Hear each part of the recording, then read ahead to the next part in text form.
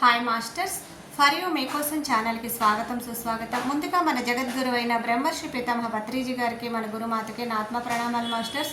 Okay masters, మన ఛానల్లోని ప్రతిరోజు ధ్యానం, స్వాధ్యాయం, సజ్జన సాంగత్యం జరుగుతుంది మాస్టర్స్. అలాగే ఈ జూమ్ సెక్షన్లో పాల్గొన్న మాస్టర్లకి, యూట్యూబ్లో చూస్తున్న మాస్టర్లకు కూడా ధన్యవాదాలు తెలుపుకుందాం. ఓకే మాస్టర్స్, ఈరోజు మన ఛానల్కి సీనియర్ పెరుగుడు మాస్టర్ గారైన రమా మేడం బెంగళూరు నుంచి వచ్చారు. మేడంని సాదరంగా ఆహ్వానించుకుందాం. ఈరోజు మేడం చెప్పబోయే టాపిక్ సోక్రటీస్ బోధనలు. ఈ గొప్ప ఆత్మజ్ఞానం అందించడానికి మేడం గారికి వెల్కమ్ చెప్దాం మాస్టర్స్. నమస్తే మేడం, వెల్కమ్ మేడం. నమస్తే మేడం, థ్యాంక్ యూ మేడం. ఓం శ్రీ గురుభ్యో నమః. గురు బ్రహ్మ గురు విష్ణు గురుదేవో మహేశ్వరః గురు సాక్షాత్ పరబ్రహ్మ తస్మై శ్రీ గురవే నమః. ముందుగా మనందరి ప్రియతమ గురువైన బ్రహ్మర్షి పితామహ పత్రిజీ గారికి, అమ్మ గురుమాత స్వర్ణమాల పత్రిజీ గారికి నా హృదయపూర్వక ఆత్మ ప్రణామాలను తెలుపుకుంటున్నాను. నాకు ధ్యాన గురువైన స్వరూపారాణి మేడం గారికి, నాకు ధ్యాన పరిచయం చేసిన భారతి మేడం గారికి నా హృదయపూర్వక ఆత్మ ప్రణామాలను తెలుపుకుంటున్నాను. ఫర్ యూ ఛానల్ టీం సభ్యులందరికీ కూడా నా యొక్క ఆత్మ ప్రణామాలను తెలుపుకుంటున్నాను. జూమ్ లో వీక్షిస్తున్న మాస్టర్స్ అందరికీ, యూట్యూబ్ లో వీక్షిస్తున్న మాస్టర్స్ అందరికీ కూడా నా యొక్క ఆత్మ ప్రణామాలు. ఈ రోజు మనం సోక్రటీస్ బోధనల గురించి తెలుసుకుందాం మాస్టర్స్.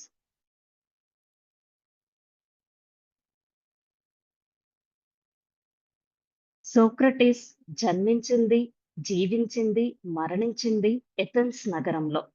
సోక్రటీస్ గొప్ప తత్వవేత్త. ఎథెన్స్ నగరంలో గ్రీకు భాషను ఉపయోగిస్తారు కాబట్టి ఆ గ్రీక్ తత్వశాస్త్రానికి ఎథెన్స్ నగరం అనేది ఒక ముఖ్యమైన కేంద్రం. తత్వశాస్త్రం అంటే ఒక ఫిలాసఫీ, ఓకేనా. సోక్రటీస్ ప్రియ శిష్యుడు ప్లేటో. ప్లేటో జన్మించింది, జీవించింది కూడా ఎథెన్స్ నగరంలోనే. ప్లేటో ప్రియ శిష్యుడు అరిస్టాటిల్. సోక్రటిస్, ప్లేటో, అరిస్టాటిల్ వీళ్ళ ముగ్గురు తత్వశాస్త్రానికి మూల స్తంభాలు. సోక్రటీస్ క్రీస్తు పూర్వం 470వ సంవత్సరంలో ఎథెన్స్ నగరంలో జన్మించారు. సోక్రటీస్ తండ్రి పేరు సోఫోనిస్కరస్. సోఫోనిస్కరస్ యొక్క వృత్తి శిల్పి. వృత్తి అంటే ప్రొఫెషన్. సోక్రటీస్ తల్లి పేరు ఫినారెడ్డి. ఆమె ఒక మంత్రసాని, అంటే కాన్పులు చేసే ఆవిడ. సోక్రటీస్ తన తండ్రి దగ్గర శిల్పి విద్యను అభ్యసించాడు. కానీ సోక్రటీస్ కు శిల్పిని వృత్తిగా మలుచుకోవడానికి సోక్రటీస్ మనసు అంగీకరించలేదు. సోక్రటీస్ రేఖాగణితం అంటే జియోమెట్రీ, ఖగోళ శాస్త్రం అంటే ఆస్ట్రానమీని నేర్చుకున్నాడు. కానీ సోక్రటీస్ కి మానవుల జీవితాలను అధ్యయనం చేయడం చాలా ఇష్టం. సోక్రటీస్ కురూపిలాగా ఉంటారు, కానీ సోక్రటీస్ మాట్లాడితే ఆయన రూపం ఎవ్వరికీ గుర్తుకు వచ్చేదే కాదు. ఎందుకంటే ఆయన అంత జ్ఞానంతోటి అంత అనర్గళంగా మాట్లాడతాడు కాబట్టి. సోక్రటీస్ సైనికుడిగా తన సేవలను 3 యుద్ధాలలో అందించారు. సోక్రటీస్ భార్య పేరు జాంతిప్పే. సోక్రటీస్ కి 3 పిల్లలు. తన భర్త ఉద్యోగం లేకుండా ఉండడం, తన 3 పిల్లల ఆలనా పాలన చూడకుండా ఉండడం చూసి, విచారంగా కూర్చోవడం చూసి తన భార్యకు అస్సలు నచ్చేది కాదు. సోక్రటీస్ అంటేనే చాలా కోపంగా ఉండేది. ఒకసారి సోక్రటీస్ తన మిత్రుడితో కలిసి డెల్ఫీ దగ్గర ఉన్న అపోలో దేవాలయానికి వెళ్ళారు. అపోలో దేవాలయంలో తనను ఉపాసించిన గణాచారి వద్ద ప్రశ్నలకు సమాధానాలు చెబుతాడని, దివ్య సందేశాలను అందిస్తాడని ప్రతీతి. గణాచారి మీరు ఎవరు అని ప్రశ్నించాడు. నేను సోక్రటీస్‌ని నాకు తెలిసింది ఒక్కటే, నాకు ఏమీ తెలియదని అని సోక్రటీస్ సమాధానాన్ని ఇస్తారు. సోక్రటీస్ మిత్రుడు మరొక ప్రశ్నను ప్రశ్నించాడు. ప్రపంచంలో కల్లా మహాజ్ఞాని ఎవరు అని ప్రశ్నించాడు. నిన్ను నువ్వు తెలుసుకో. మానవులలో సోక్రటీస్ కంటే మహాజ్ఞాని ఎవ్వరూ లేరు అన్న దూత సందేశం వినిపిస్తుంది.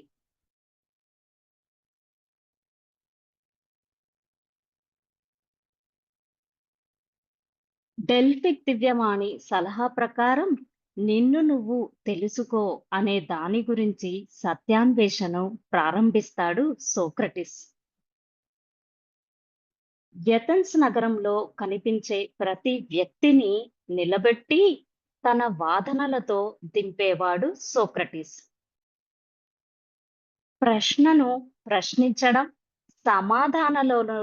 సమాధానాలలోని లోపాలను చర్చించి, వాటిని తిరస్కరించి, సరియైన నిర్వచనం కోసం చూసి, మరొక ప్రశ్నను ప్రశ్నించడం. ఇలాంటి వాదనా పద్ధతిని డయోలెక్టిక్ విధానం అని అంటాం. సోక్రటీస్ చూసారా ఇక్కడ ఎంత జ్ఞానంతో ఆయన ఏం చేశాడు? ఒక ప్రశ్నను ప్రశ్నిస్తాడు. కానీ అందరిలో వచ్చిన సమాధానాన్ని ఆయనకు దానికి అనుగుణంగా కరెక్ట్ అయిన సమాధానాన్ని మాత్రమే తీసుకొని, కరెక్ట్ అయినది వచ్చినంత వరకు ఆయన ఆ క్వెషన్‌ని వేస్తూనే, రిపీట్ చేస్తూనే ఉంటాడు అందరి దగ్గర. కనిపించిన ప్రతి ఒక్క వ్యక్తి దగ్గర ఆయన క్వెషన్‌ని వేస్తూనే ఉంటాడు. ఆయనకి కరెక్ట్ ఆన్సర్ దానికి రిలేటెడ్‌గా వచ్చింది అనుకున్నప్పుడే ఇంకొక ప్రశ్నను ప్రశ్నిస్తాడు. సో, ఇలాంటి పద్ధతినే మనం ఏమంటామంటే డయోలెక్టిక్ విధానం అని అంటాం. అంటే డయోలెక్టిక్ విధానం అంటే ఏంటంటే, ఒక ఒక చర్చ జరుగుతుంది. అప్పుడు ఇప్పుడు తత్వశాస్త్రానికి సంబంధించిన చర్చే జరుగుతుంది. దానిలో వచ్చే తార్కిక చర్చలు అంటే లాజికల్ డిస్కషన్స్. వాళ్ళ అభిప్రాయాలు, వాళ్ళ ఆలోచనలు అన్నీ జరుగుతాయన్నమాట. అన్నీ ఈ వాదనలలో జరుగుతాయి కాబట్టి, ఇలాంటి విధానాన్ని, ఇలాంటి మెథడ్‌ని ఏమన్నామంటే డయోలెక్టిక్ విధానం అని అంటాం. నెక్స్ట్ ఏ విషయాన్నైనా సరిగ్గా నిర్వచించడాన్నే జ్ఞానం. జ్ఞానమే నీతి.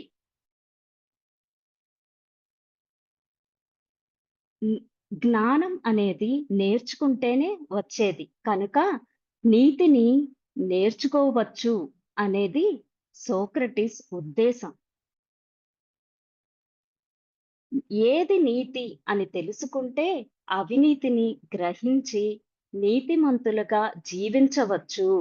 ప్రేమ, స్నేహం, ధైర్యం ఇలాంటి సద్గుణాలను మన స్వభావంలో అలవరుచుకుంటే జీవితాలను ఉత్తమంగా గడపగలం అనేది సోక్రటీస్ నమ్మకం. ప్రేమ అనే ఆయుధం ఉంటే మనం ఏదైనా సాధించగలుగుతాం, ఏదైనా జయించగలుగుతాం. కృష్ణుడు భూమి మీద జన్మించిందే ప్రేమతత్వాన్ని బోధించడానికి. ప్రేమకు ప్రతీక రాధాకృష్ణులు. ప్రేమ అనే గుణాన్ని మనం కూడా మన జీవితంలో అవలంబించుకోవాలి. అప్పుడే మనం దేన్నైనా సాధించగలుగుతాం. ప్రేమ అంటే మనకు గుర్తుకు రావాల్సింది రాధాకృష్ణుల బంధమే. ఆ బంధమే మనల్ని మంచి గుణాలలోకి, మన జీవితాన్ని మంచి ఉత్తమంగా గడపడానికి తీసుకెళ్తుంది. స్నేహానికి ప్రతీక సుధాముడు. దీన్ని ఒక చిన్న కథ రూపంలో స్నేహం గురించి తెలుసుకుందాం. ఒకసారి చిన్నప్పటి నుంచే కృష్ణుడు, సుధాముడు సాందీప మహర్షి దగ్గర విద్యాభ్యాసాన్ని చేశాడు. విద్యాభ్యాసం పూర్తయ్యాక కృష్ణుడు రాజయ్యాడు. సుధాముడికి విద్య ఉంది కానీ సంపాదన లేదు. దారిద్రాన్ని గడుపుతూ ఉంటాడు. భార్యాబిడ్డలకు తిండి పెట్టడానికి స్తోమత లేదు. అప్పుడు సుధాముడి భార్య, కృష్ణుడు మీ స్నేహితుడే కదా, మీరు వెళ్ళి కృష్ణుణ్ణి అడిగితే తప్పకుండా సహాయం చేస్తాడు అని చెప్తుంది. కానీ సుధాముడికి కృష్ణుణ్ణి అడగటం ఇష్టం ఉండదు. ఇప్పుడు మిత్రుడి దగ్గరికి వెళితే ఖాళీ చేతులతో ఎలా వెళ్ళాలి అని సుదాముడు తన భార్యని అడుగుతాడు. సుదాముడి భార్య ఇంట్లో ఉన్న గుప్పెడు అటుకులను మూటకట్టి ఇస్తుంది. సుదాముడు ద్వారకాకి వెళ్లి కృష్ణుని కలుస్తాడు. సుదాముణ్ణి చూడగానే కృష్ణుడు రుక్మిణి, సత్యభామలను నీళ్లు తీసుకురమ్మని పంపిస్తాడు.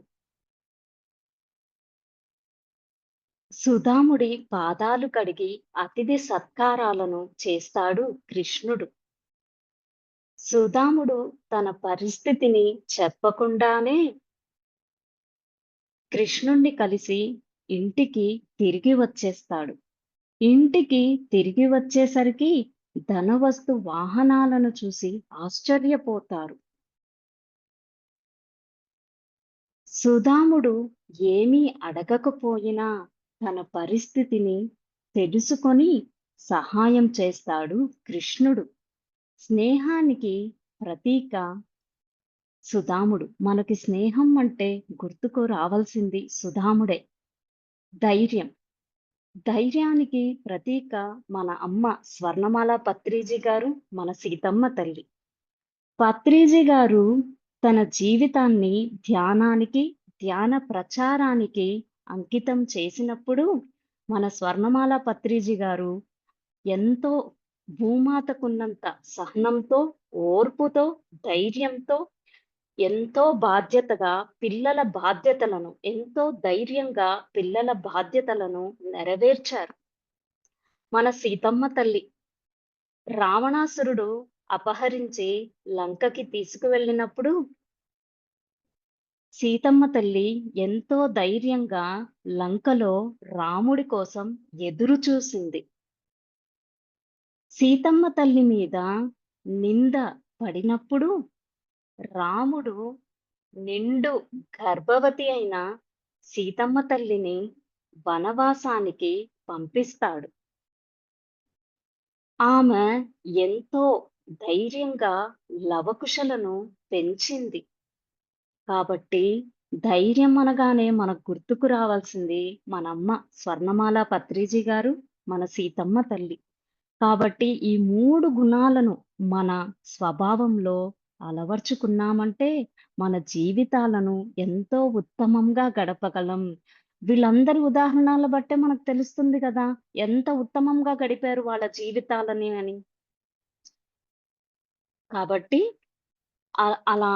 అలాంటి గుణాలను మనం మన జీవితంలో అలవరుచుకున్నామంటే మనం ఎంతో ఉత్తమంగా గడపగలం.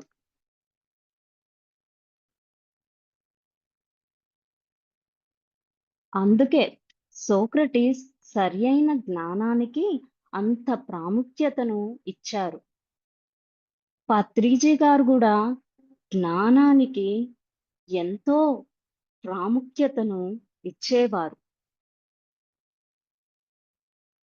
ప్రతిరోజు మన దైనందిన జీవితంలో స్వాధ్యాయాన్ని, సజ్జన సాంగత్యాన్ని అలవరుచుకుంటే జ్ఞానాన్ని తీసుకుంటూ, జ్ఞానాన్ని పంచుతూ ఉంటాం. జ్ఞానం పంచితే పెంచబడుతుంది. ఆత్మతో జ్ఞానం ఒక్కటే ఆత్మతో పాటు ఉంటుంది. మనం పొందిన జ్ఞానం మాత్రమే మనతో ఉంటుంది.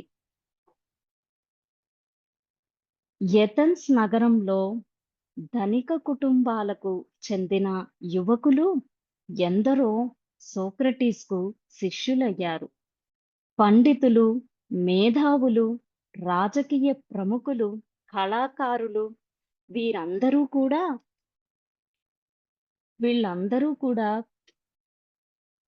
వీళ్ళందరినీ కూడా సోక్రటీస్ తన వాదనలతో చాలా అవలీలగా వాళ్ళ తలక్రిందులు అయ్యేలాగా చేస్తాడు.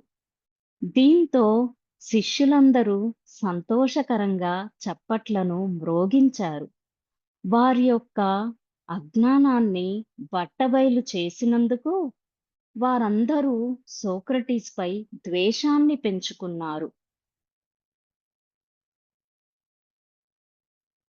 ఎథెన్స్ ప్రజలకు ఆరాధ్యులైన ఒలింపియన్ దేవతలను విమర్శించాడు సోక్రటీస్.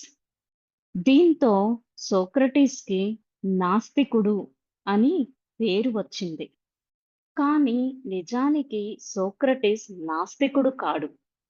ఒక్కడే భగవంతుడున్నాడని, ఆత్మ శాశ్వతమైనదని విశ్వసించాడు సోక్రటీస్. ఈ సిద్ధాంతం అప్పటి మత విశ్వాసాలకు విరుద్ధం కాబట్టి సోక్రటీస్‌ను ప్రజలు సహించలేకపోయారు. అనీటస్ అధికారానికి కొత్తగా వచ్చిన నాయకుడు.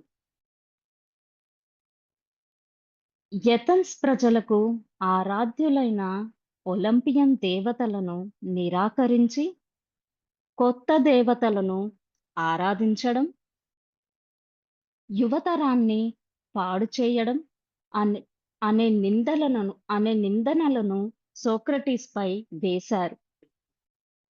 మిలేటస్ ప్రభుత్వపు తరపున న్యాయవాది. మిలేటస్ ప్రభుత్వపు తరపున న్యాయవాది. సుదీర్ఘమైన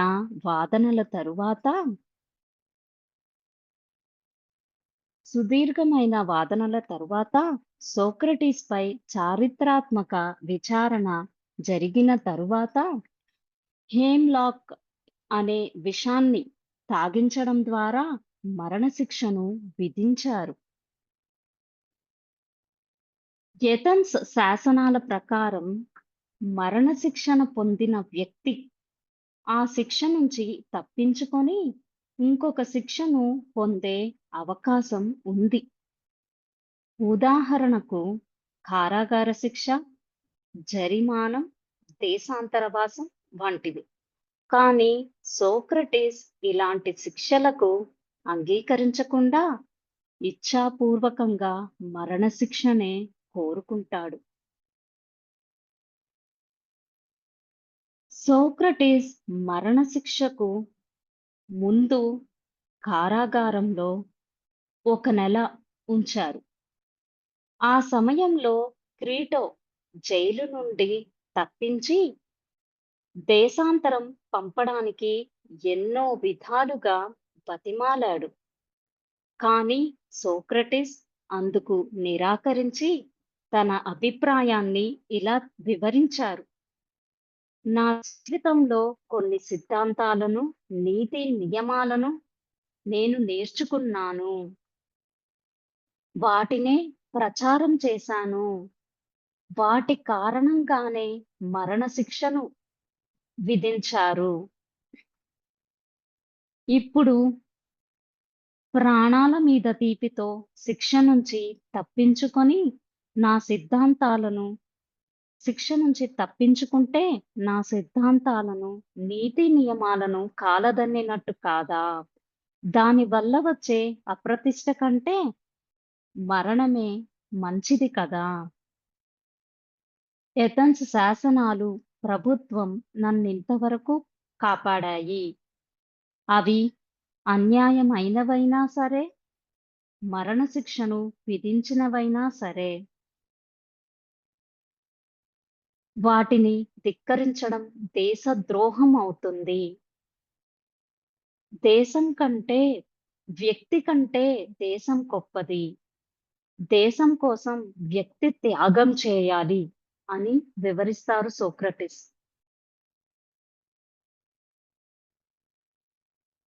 సోక్రటీస్ మరణానికి ఇచ్చిన నిర్వచనం కూడా చాలా ఆసక్తికరమైనది. గాఢ సుషుప్తావస్థలో మృత్యువు వస్తే ఆత్మ సంతోషిస్తుంది అని అద్భుతంగా మరణం గురించి నిర్వచించారు. గాఢ సుషుప్తావస్థ అంటే గాఢ నిద్రావస్థలో. ఎవరమైనా ఏం కోరుకుంటాం? నిద్రపోతున్నప్పుడే మనం మృత్యువు వచ్చిందంటే ఎంత ఆనందంగా ఫీల్ అవుతామండి అందరం. అదే రావాలని ప్రతి ఒక్కరం కోరుకుంటాం. అలాంటి స్థితి రావాలని ప్రతి ఒక్కరం కోరుకుంటాం. సో అంత అద్భుతంగా సోక్రటీస్ కూడా మరణం గురించి నిర్వచించారు. సోక్రటీస్‌కు మరణశిక్ష విధించినందుకు అందరూ చాలా బాధపడుతున్నారు. కానీ సోక్రటీస్ మాత్రం స్థితప్రజ్ఞతగా ఉన్నారు. సోక్రటీస్ మరణశిక్ష రోజు కిటికీలో నుంచి బయటకి చూస్తూ కూర్చున్నాడు. బయట ఒక చెట్టు క్రింద భిక్షగాడు కూర్చొని లైర్ వాద్యాన్ని వాయిస్తున్నాడు. ఆ తీగల్ని మీటుతూ పాడుతున్న పాట సోక్రటీస్ మనసును తాకి పరవశంగా కళ్ళు మూసుకున్నాడు. చల్లటి గాలి మోసుకొస్తున్న పరిమళంలా ఆ పాటను సోక్రటీస్ వింటూ ఉంటే ఆ పాట సోక్రటీస్ హృదయాన్ని తాకింది. సోక్రటీస్ మెల్లగా కళ్ళు తెరిచి జైలర్‌ను పిలిచాడు. జైలర్ ఎంతో గౌరవ భావంతో "మీకేం కావాలి?" అని అడిగాడు. సోక్రటీస్ మీకు ఎలాంటి అభ్యంతరం లేకుంటే ఆ భిక్షగాన్ని ఇక్కడికి తీసుకువస్తారా అని అడుగుతాడు. జైలర్ అయ్యో దాందేముంది అని వెళ్ళి భిక్షగాన్ని తీసుకొని వచ్చాడు. సోక్రటీస్ భిక్షగాన్ని తనకు ఆ పాటను నేర్పమన్నాడు. అ- అ- అతని దగ్గర నుంచి లైర్ వాద్యాన్ని తీసుకోగా భిక్షగాడు పాట పాడాడు. సోక్రటీస్ పాటను నేర్చుకొని భిక్షగాడికి కృతజ్ఞతలను చెప్పి పంపేశాడు. ఆయన శిష్యులు, జైలర్ అందరూ ఆశ్చర్యపోయారు. మరణశిక్షకు ఇంకా గంట మాత్రమే సమయముంది. కానీ సోక్రటీస్ ప్రవర్తన వీళ్ళందరికీ వింతగా అనిపించింది. శిష్యులు, గురువుగారు, ఇక గంటలో విషపాత్ర మీ చేతికి వస్తుంది. అది తాగి మీరు ఈ లోకాన్నే వదిలి వెళ్ళిపోబోతున్నారు. కానీ ఇప్పుడు మీరు లైర్వాద్యం మీద ప్రాక్టీస్ చేసి పాట నేర్చుకున్నారు. ఏమిటిది? అని శిష్యులు కన్నీళ్ల పర్యంతమయ్యారు. చూడండి ఎంత అటాచ్‌మెంట్ ని పెంచుకున్నారో ఇక్కడ శిష్యులు సోక్రటీస్ మీద. మనకి ఎంతో ఇష్టం ఉంటేనే తప్ప మనం కన్నీరు కార్చేంత అటాచ్‌మెంట్ ని ఎవ్వరి మీద మనం పెంచుకోం. శిష్యులు సోక్రటీస్‌ని సద్గురువుగా భావించారు. సోక్రటీస్ నవ్వి జీవితం అంటే మరణం గురించి ఆలోచించడం కాదు, నేర్చుకోవడం. నేను, నువ్వు ఇప్పుడు ఇక్కడున్న వాళ్ళందరూ ఏదో ఒక రోజు ఎప్పుడో ఒకప్పుడు చనిపోతాం. కానీ జీవించనన్ని నాళ్ళు ప్రతి క్షణం విలువైంది. ఎప్పటికప్పుడు తెలియంది తెలుసుకోవడంలోనే ఆనందం ఉంది. గంట క్రితం ముందు నాకు ఆ పాట తెలీదు. కానీ ఇప్పుడు నేర్చుకున్నాను. ఇంకా నా జీవితంలో గంట సమయం ఉంది. అంటే ఇప్పటికీ ఆ పాటను నేర్చుకోవడానికి నాకు అవకాశం ఉంది అని అంటారు సోక్రటీస్. సోక్రటీస్ జీవితం ఎంత ఉత్తేజకరమైందో మరణం కూడా అంతే ఉత్తేజకరమైంది, అంతే ఉజ్వలమైనది. యోగిలాగా జీవించి త్యాగిలాగా మరణించాలి. సత్యాన్వేషణ జీసస్‌ను సిలువకు బలి చేస్తే సోక్రటీస్‌కు విషాన్ని ఇచ్చింది. సోక్రటీస్ తన సిద్ధాంతాలను, తాత్విక భావాలను స్వయంగా గ్రంథస్థం చేయలేదు. కానీ అతని ప్రియ శిష్యుడు ప్లేటో చేశాడు. గ్రంథస్థం అంటే ఒక బుక్ లాగా. సోక్రటీస్‌ను ప్రధాన పాత్రగా తీసుకొని ప్లేటో డైలాగ్స్ అనే తాత్విక రచనలను చేశాడు. డైలాగ్స్‌లో ముఖ్యమైనవి 4. ఒకటి సింపోజియం, రెండవది అపాలజీ, మూడవది క్రీటో, నాలుగవది ఫీడో. దీనిలో మొట్టమొదటిది సింపోజియం గురించి తెలుసుకుందాం. సింపోజియం ఇందులో సోక్రటీస్ ప్రేమను, సత్యం, శివం, సుందరం గురించి వివరించారు. నెక్స్ట్ రెండవది అపాలజీ. దీనిలో సోక్రటీస్ తనపై పడిన ఆరోపణలకు సమాధానాన్ని చెబుతాడు. మూడవది క్రీటో. దీనిలో మరణశిక్ష పడిన సోక్రటీస్కు క్రీటో దేశాంతరం పారిపోమ్మని సలహా ఇవ్వడం, కానీ సోక్రటీస్ దానిని నిరాకరించటం గురించి వివరించారు. నాలుగవది ఫ్రీడో. దీనిలో సోక్రటీస్ మరణ సన్నివేశం గురించి వివరించారు. ప్లేటో రచనలలో రిపబ్లిక్ అనే గ్రంథస్థ రచన ఎంతో ప్రసిద్ధి చెందింది. రిపబ్లిక్ అనే గ్రంథంలో ఆదర్శ రాజ్యం ఎలా ఉందో వర్ణించారు. ఆదర్శ రాజ్యాన్ని పాలించడానికి తత్వజ్ఞానులే అర్హులు అని ప్లేటో చెప్పారు. ఇహలోక విషయాల మీద, భోగభాగ్యాల మీద ఆసక్తి లేనటువంటి వారే ఆదర్శ రాజ్య పాలకులుగా ఉంటారు అని ప్లేటో వివరించారు. ఎవరైతే పరిపాలనని, బాధ్యతలని స్వీకరిస్తారో వారే రాజర్షులవుతారు. మిగతా వారు వారికి విధేయులుగా ఉంటారు. అందరికీ ఆత్మ శాశ్వతమైనది, ఆత్మ నశించదు అని బోధించాలి. అది తెలుసుకొని మానవులందరూ మృత్యువుని ధైర్యంగా ఎదుర్కోగలుగుతారు. ఆదర్శ రాజ్యాన్ని పాలించడానికి తత్వజ్ఞానులే అర్హులు అని ప్లేటో చెప్పారు. మిగిలిన వారు ఎందుకు అర్హులు కారు అని చెప్పటానికి గుహ దృష్టాంతం అనే కథ ద్వారా ప్లేటో వివరించారు. ఇప్పుడు ఆ కథ గురించి తెలుసుకుందాం మాస్టర్స్. ఒక చీకటి గుహలో కొంతమంది ఖైదీలు చాలా సంవత్సరాలుగా బంధింపబడ్డారు. ఖైదీలు కదలడానికి, వెనక్కి తిరిగి చూడడానికి వీలు లేకుండా కాళ్ళు, చేతులు, మెడలు కట్టివేసి ఉన్నాయి. ఎదురుగా గుహ గోడ ఉంది. ఖైదీల వెనక ఒక పిట్టగోడ ఉంది. గోడ వెనుక పెద్ద నెగడు మండుతోంది. దాని వెలుతురు కొద్దిగా గుహలోకి పడుతుంది. నెగడు ముందు కొంతమంది మనుష్యులు తిరుగుతున్నారు. మనుష్యుల నీడలు గుహలోపల ఉన్న ఖైదీలకు గోడ మీద కనిపిస్తున్నాయి. ఆ నీడలను చూసి ఖైదీలు అవే అసలైన వస్తువులు అని భ్రమపడుతున్నారు. ఖైదీలు అదే నిజం అని అనుకుంటున్నారు. ఒక ఖైదీ తప్పించుకొని గుహ బయటికి వస్తాడు. చాలా సంవత్సరాలు చీకటి గుహలో బంధించినందువలన అతనికి ఏమీ కనపడదు. కొద్దిసేపటికి వెలుతురికి అలవాటు పడతాడు. కొంత దూరంలో అందమైన సరస్సు, చెట్లు, పిట్టలను, పువ్వులను చూస్తాడు. ఇన్ని రోజులు నీడలను చూసి నిజమైన వస్తువులుగా అనుకున్నాను అని తెలుసుకుంటాడు. మిగతా ఖైదీలకు ఈ విషయం చెప్పాలని తిరిగి వస్తాడు. కానీ వాళ్ళు ఆ ఖైదీ మాటలను నమ్మకుండా అతన్ని చంపేసినా కూడా ఆశ్చర్యం లేదు.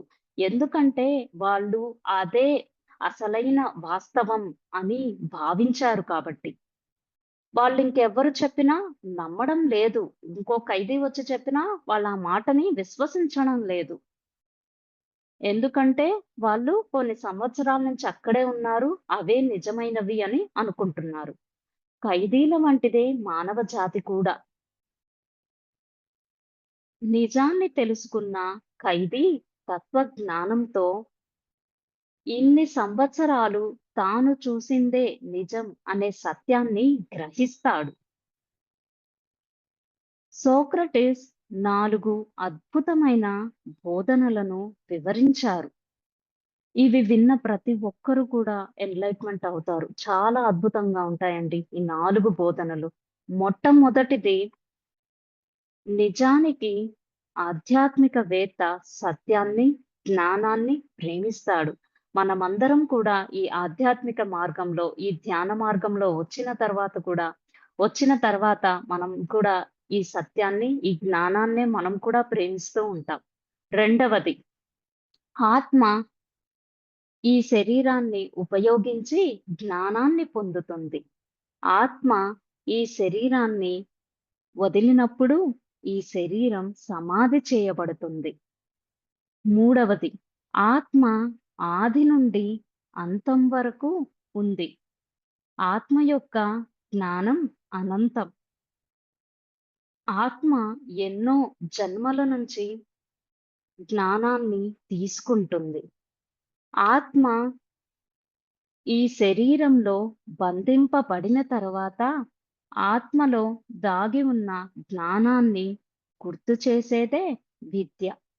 నాలుగవది, ఆత్మ ఈ శరీరంలో బంధింపబడకముందు ఊర్ధ్వలోకాలలో తాను అనుభవించిన దివ్యత్వాన్ని, సత్యాన్ని తిరిగి గుర్తు చేసుకోవాలని చేసే ప్రయత్నమే ప్రేమ.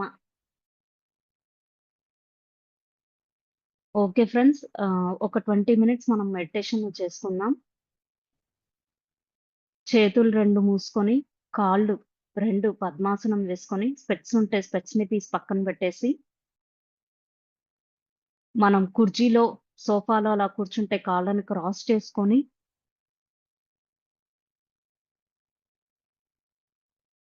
శ్వాస మీద మన ధ్యాసని ఉంచుతాం మాస్టర్స్. సుఖాసనంలో హాయిగా కూర్చుందాం. ప్రకృతి సహజంగా వస్తున్న ఉచ్ఛ్వాస, నిశ్వాసలను ఏకధారగా గమనిస్తూ ఉంటాం.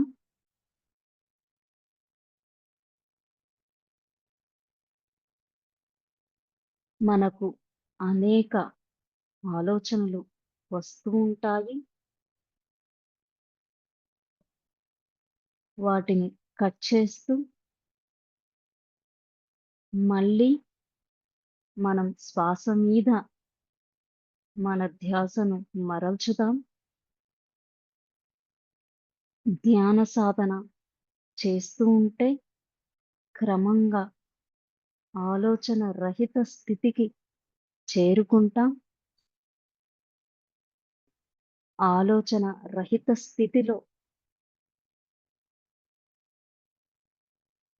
ప్రాణశక్తి అపారంగా ప్రవహిస్తూ ఉంటుంది.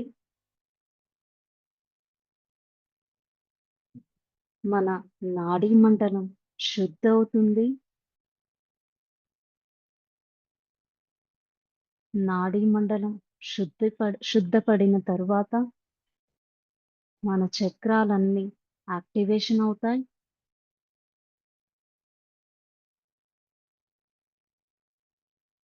దివ్య చక్షువు కూడా ఉత్తేజితమవుతుంది.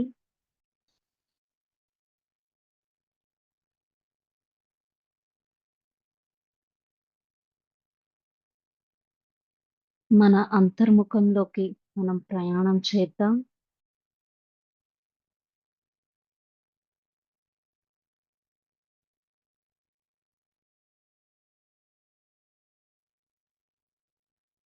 శ్వాస మీద ధ్యాస ఉంచుదాం మాస్టర్స్. మన లోపల జరిగే అనేక మార్పులను మనం గమనించుకుందాం.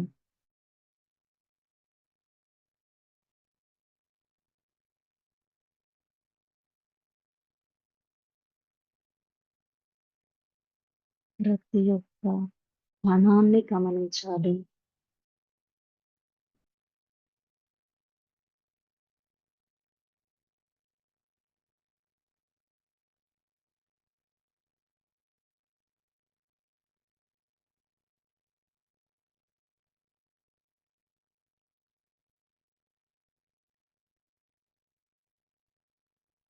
యద్భావం తద్భవతి.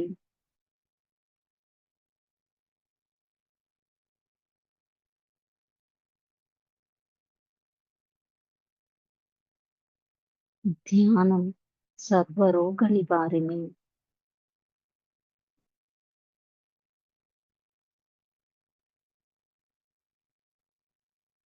ధ్యానం సకల భోగకారిణి.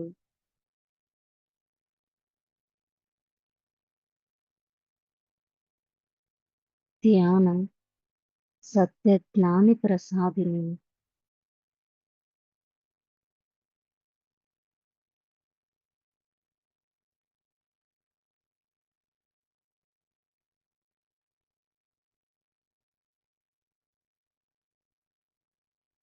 బుద్ధం శరణం గచ్ఛామి.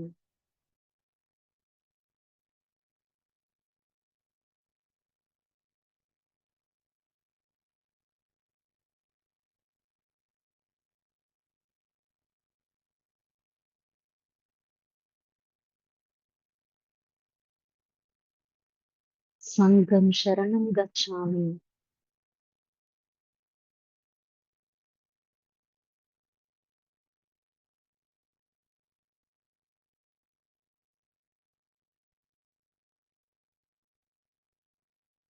ధ్యానం శరణం గచ్ఛామి.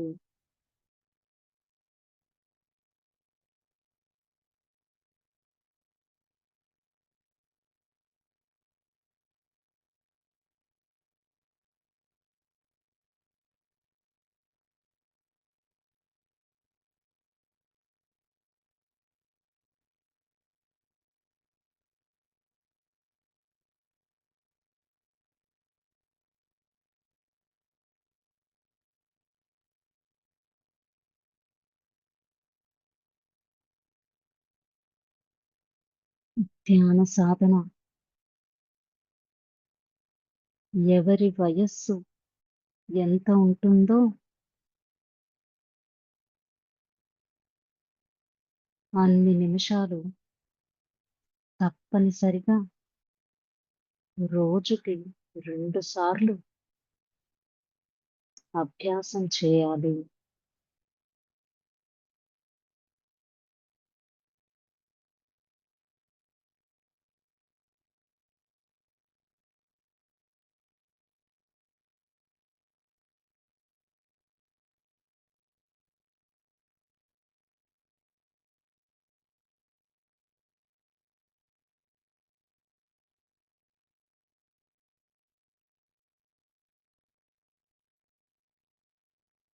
ధ్యాన సాధన తర్వాత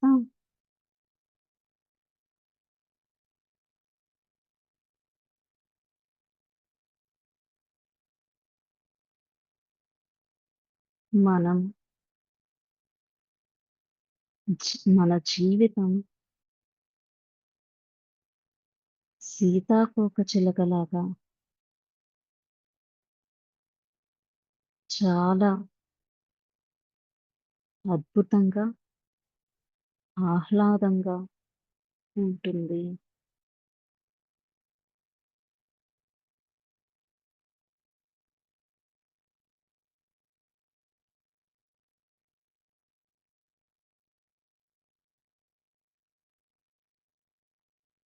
ఏ పని చేస్తున్నా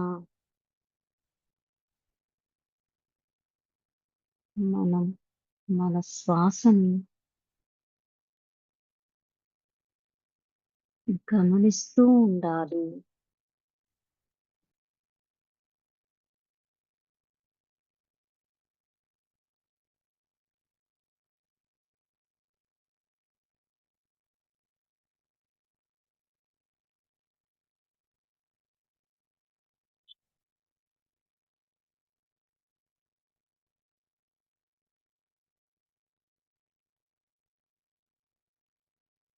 అలా మన శ్వాసని గమనించినప్పుడు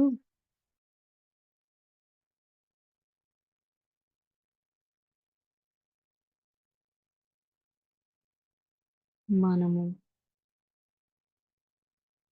ఎటువంటి పొరపాట్లు చెయ్యము.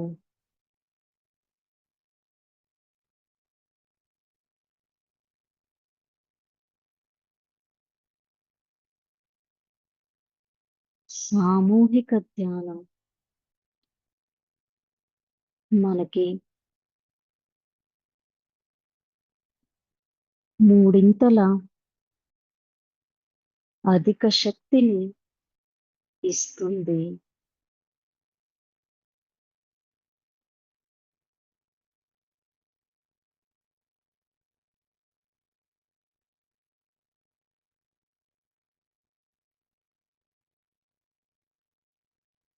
పిరమిడ్స్‌లో ధ్యానం చేస్తే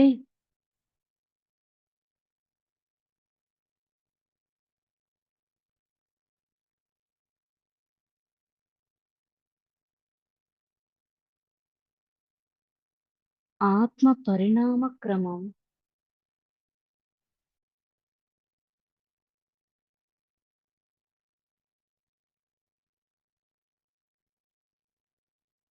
చాలా తొందరగా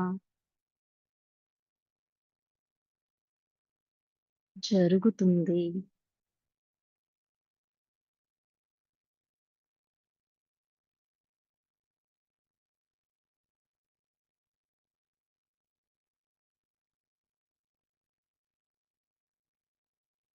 పౌర్ణమి ధ్యానం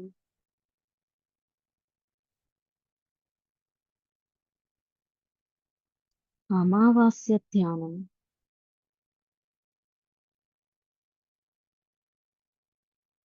మూడింతల శక్తిదాయకం.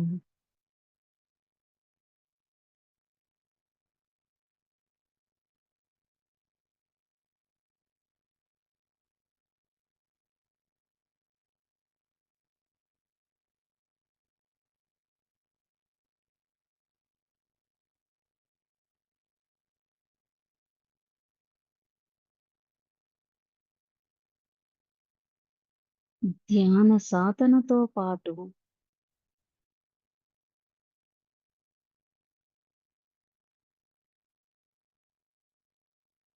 మౌనాన్ని కూడా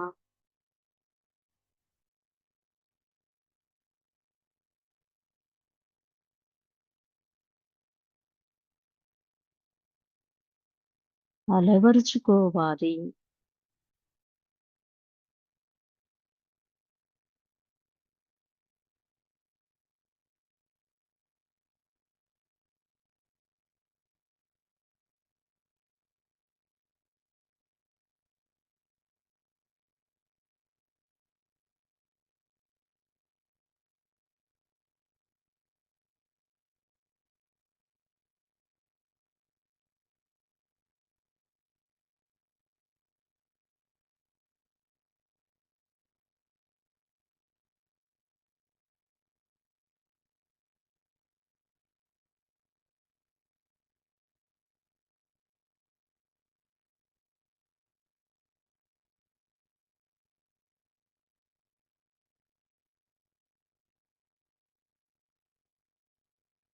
ధ్యానానికి 3 గంటలు,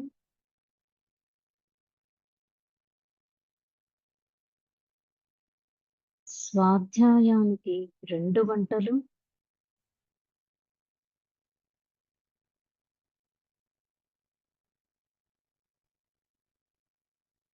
సజ్జన సాంగత్యం 1 గంట.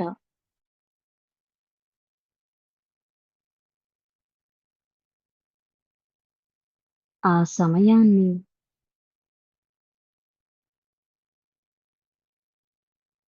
మన జీవితంలో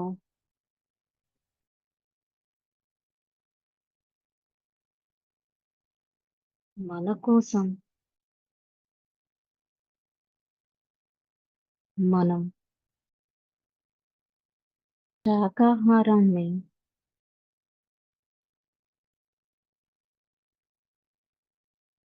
భుజించాలి.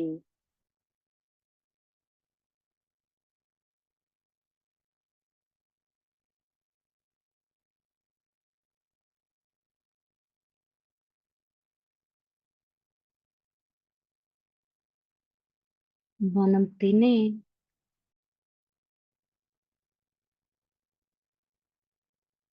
ఆహారమే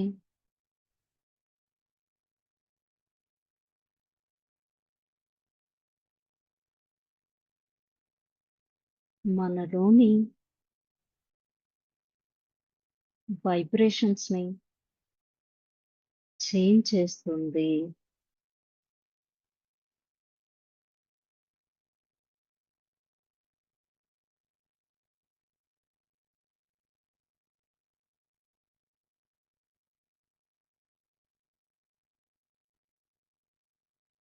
ఇవి అన్నీ పాటిస్తూ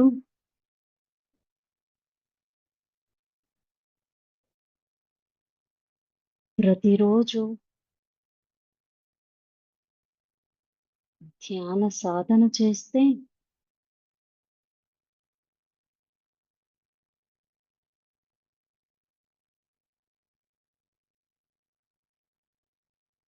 మనలోని ప్రాణశక్తిని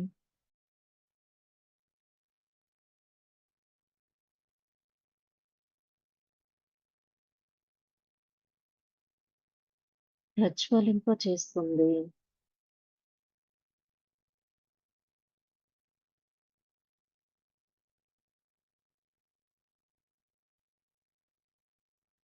ఓకే ఫ్రెండ్స్, మనమందరం బాడీ కాన్షియస్‌కొచ్చేద్దాం.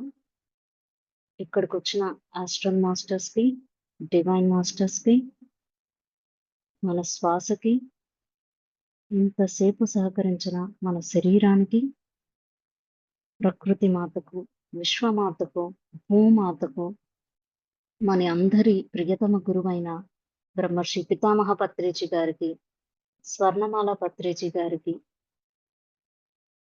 మనందరి యొక్క కృతజ్ఞతలను, ఆత్మ ప్రణామాలను, ధన్యవాదాలను తెలుపుకుంటూ మనమందరం ధ్యాన స్థితిలో నుంచి సహజ స్థితిలోకి వచ్చేద్దాం మాస్టర్స్. 5, 4, 3, 2, 1, 0. కొత్త శక్తితోటి, కొత్త చిరునవ్వుతోటి మన కళ్ళని మనం తెరుద్దాం మాస్టర్స్. నాకు ఈ అవకాశాన్ని ఇచ్చిన ఫర్ యూ టీమ్ వాళ్ళకి, వాళ్ళ టీం అందరికీ కూడా నా యొక్క ఆత్మ ప్రణామాలను తెలుపుకుంటున్నాను. నా స్వరూపరాణి మేడం గారికి నా హృదయపూర్వక ఆత్మ ప్రణామాలను తెలుపుకుంటున్నాను. Thank you so much masters. Thank you to all. Thank you madam, thank you so much madam. For you మీకోసం మన ఛానల్కి వచ్చి ఎంతో గొప్ప ఆత్మజ్ఞానం అందిస్తున్న మాస్టర్లందరికీ, బిందు మేడం గారికి, రమా మేడం గారికి ధన్యవాదాలు తెలుపుకుందాం మాస్టర్స్. Thank you masters.